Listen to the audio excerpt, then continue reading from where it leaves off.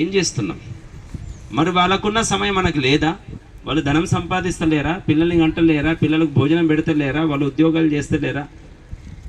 మరి వాళ్ళ పిల్లల్ని వాళ్ళు ప్రొద్దున లేపి వారు వాళ్ళ మస్జిద్కి వాళ్ళ చర్చిలకు తీసుకెళ్తున్నారు. కానీ మనం హిందువులుగా ఉన్నటువంటి మనము ఏం చేస్తున్నాం? మన పిల్లల్ని మనం తీసుకుపోతున్నామా? తయారు చేస్తున్నామా? వారికి మనం నేర్పిస్తున్నామా? కేవలం ఆదివారం వచ్చిందా, మాంసం ఎక్కడ దొరుకుతుంది, చికెన్ ఎక్కడ దొరుకుతుంది, చేపలు ఎక్కడ దొరుకుతాయి, గుడ్లు ఎక్కడ దొరుకుతాయి, మద్యపానం ఎక్కడ దొరుకుతుంది, తినుడు తాగుడు పండుడు అంతే. దాని బదులుగా చావడం మేలు.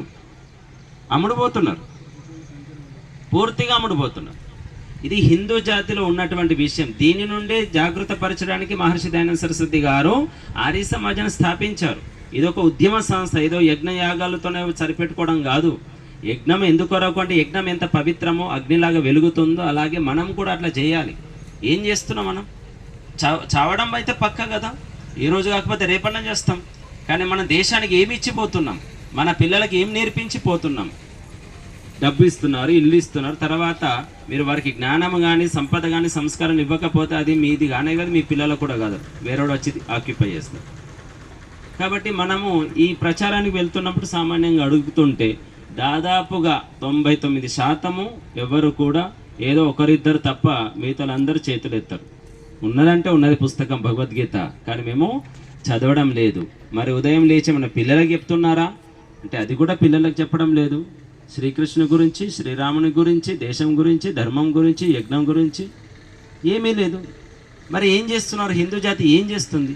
గుడికోవడం, బొట్టు పెట్టుకోవడం, కొబ్బరికాయ కొట్టడము, అగరబత్తి ముట్టేయడం, ఇంతేనా? ఇదేనా దేశభక్తి? ఇదేనా దైవభక్తి? దేశం ఉంటేనే దైవభక్తి ఉంటుంది. దేశం ఉంటేనే మనం అందరం హాయిగా కూర్చొని ధ్యానం చేసుకోగలుగుతాం, యజ్ఞం చేసుకోగలుగుతాం.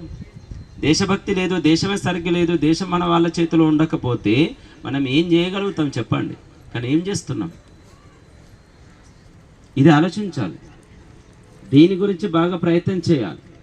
ప్రయత్నం చేసి ఒకరికొకరు చెప్పుకుంటూ మనము మన వాళ్ళు ఎంత త్యాగం చేశారు ఇది చెప్పనీయకుండా చేసేస్తున్నారు. మిగతా ఈ పార్టీల వల్ల ఎవరైతే కమ్యూనిస్టులుగా ఉన్నారో, దేశం మీద ప్రేమ లేదో, భారతీయ విద్య విధానం పైన ఎవరికైతే భక్తి లేదో అటువంటి ఎంతోమంది ఉన్నారు ఈ దేశంలో. విదేశీయుల యొక్క కుట్రలకు బలవుతున్నటువంటి వారు ఎంతోమంది ఉన్నారు.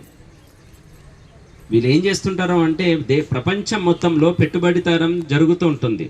అమెరికా కానీ బ్రిటన్ కానీ వీళ్ళు ఏం చేస్తున్నారంటే ఏదైనా దేశం ఎదుగుతుంది, అక్కడ ఒక గొప్ప నాయకుడు వచ్చాడంటే ఆ నాయకుడిని బంధించడానికో, చంపడానికో, కూలగొట్టడానికో ఎన్నో ప్రయత్నాలు జరిగినాయి చాలా దేశాలు. ఇరాన్, ఇరాక్ అంతటా కూడా ఈ బ్రిటన్ తర్వాత అమెరికా పెట్టుబడితనం అంటే వారి హస్తం ఉన్న ప్రపంచం మొత్తంలో పెద్దన్న ఎవరు అంటే ఇప్పటికి కూడా ఎవరు? అమెరికా, తర్వాత బ్రిటన్. రెండు ఒకటే. చైనా ఎదుగుతుంటే చైనాను కూడా ఇబ్బంది పెట్టడానికి ప్రయత్నం చేస్తుంటారు. అయితే వీళ్ళు ఏం చేస్తారంటే ఎక్కడైనా ఏ దేశంలో ఏదో జరుగుతుందో అక్కడ ఫండ్స్ ఇస్తారు. ఇప్పుడు మనం మొన్నటి జరిగిన విషయం కూడా, మనం కులాల పేరుతో విడిపోయి ఉన్నాం. మహారాష్ట్రలో మరాఠావాడ ఎక్కువ ఉంటుంది.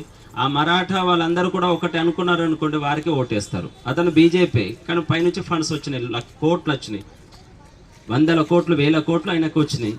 లేకపోతే బెదిరింపు, నువ్వు ఒకవేళ ఇట్లా చేయలేదనుకో నీ వంశం ఉండదు, నువ్వు కూడా ఉండవు. భయానికో ప్రలోభాలకో ఏం చేస్తున్నారో అంటే వాళ్ళకు సంబంధించినటువంటి బిరాదరి ఏదైతే కులం ఉంటుందో పెద్దగా వాళ్ళని పట్టుకుంటారు. పూర్వకాలంలో కూడా అదే జరిగింది. రాజారాం మోహన్ని పట్టుకున్నారు, తర్వాత కేశవ్ చంద్రసేన్ని పట్టుకున్నారు. ఆ పెద్ద వాళ్ళని పట్టుకొని వాళ్ళ కాన్వెంట్ స్కూళ్ళకు అంబాసిడర్లుగా చేసేస్తారు.